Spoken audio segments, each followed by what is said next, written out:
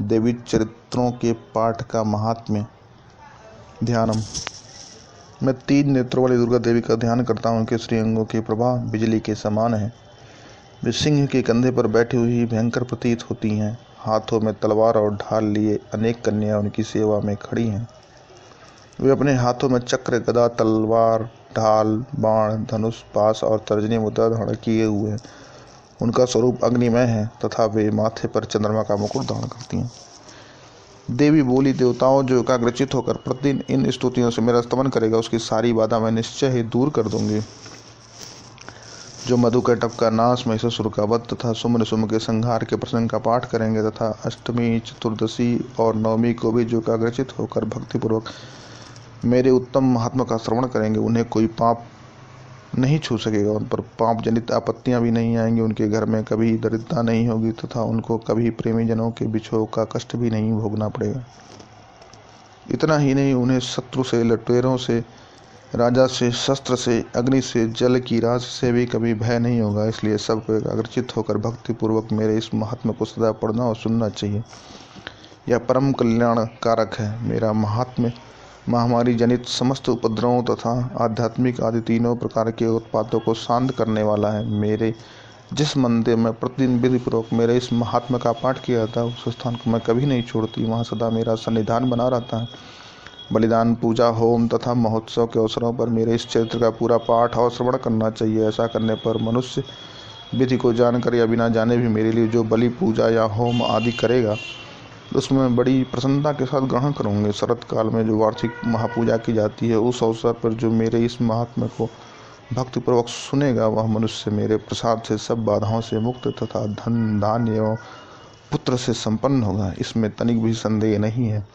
मेरे इस महात्म्य, मेरे प्रादुर्भाव की सुंदर कथाएं तथा युद्ध में किए हुए मेरे पराक्रम सुनने से मनुष्य निर्भय हो जाता है। मेरे महात्मा का श्रवण करने वाले पुरुषों के शत्रु नष्ट हो जाते हैं। उन्हें कल्याण की प्राप्ति होती तथा उनका कुल आनंदित रहता है। सर्वत्र शांति कर्म में बुरे स्वप्न दिखाई देने पर तथा ग्रह जनित भयंकर पीड़ा उपस्थित होने पर मेरा महात्मा श्रवण करना चाहिए। इससे सब विघ्न तथा भयंकर ग्रह पीड़ाएं शांत हो जाती है और मनुष्यों द्वारा देखा हुआ दुस्वप्न शुभ स्वप्न में परिवर्तित हो जाता है। बाल ग्रहों से आक्रांत हुए बालकों के लिए यह महात्म्य शांतिकारक है तथा मनुष्यों के संगठन में फूट होने पर यह अच्छी प्रकार मित्रता कराने वाला होता है। यह महात्म्य समस्त दुराचारियों के बल का नाश करने वाला है।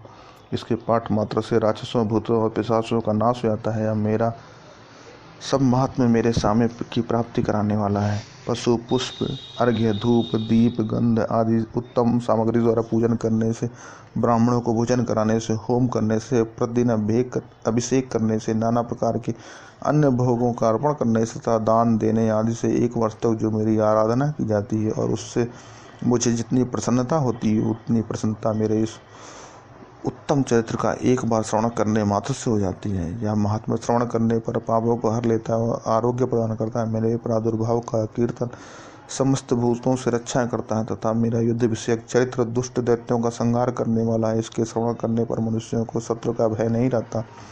देवताओं, तुमने और ब्रह्मर्षियों ने जो मेरी स्तुतियाँ की हैं तथा ब्रह्मा जी ने जो स्तुतियाँ की हैं, वे सब कल्याणमयी बुद्धि प्रदान करती है। वन में, सूने मार्ग में अथवा दावानल से घिर जाने पर, निर्जन स्थान में, लुटेरों के दांव में पड़ जाने पर या शत्रुओं से घिर जाने पर, जंगल में सिंह, व्याघ्र या जंगली हाथियों के पीछा करने पर, कुपित राजा के आदेश से वध या बंधन के स्थान में ले जाए जाने पर, अथवा महासागर में नाव पर बैठने के बाद भारी तूफान से नाव के डगमग होने पर और अत्यंत भयंकर युद्ध में शस्त्रों का प्रहार होने पर अथवा वेदना से पीड़ित होने पर, किंबहुना सभी भयानक बाधाओं के उपस्थित होने पर जो मेरे इस चरित्र का स्मरण करता है, मनुष्य संकट से मुक्त रहते हैं। मेरे प्रभाव से सिंह आदि हिंसक जंतु नष्ट हो जाते हैं तथा लुटेरे और शत्रु भी मेरे चरित्र का स्मरण करने वाले पुरुष से दूर भागते हैं। ऋषि कहते हैं, यूँ कहकर प्रचंड पराक्रम वाली भगवती चंडिका सब देवताओं के देखते देखते वहीं अंतर्ध्यान हो गई। फिर समस्त देवता भी असुरों के मारे जाने से निर्भय हो पहले की भांति यज्ञ भाग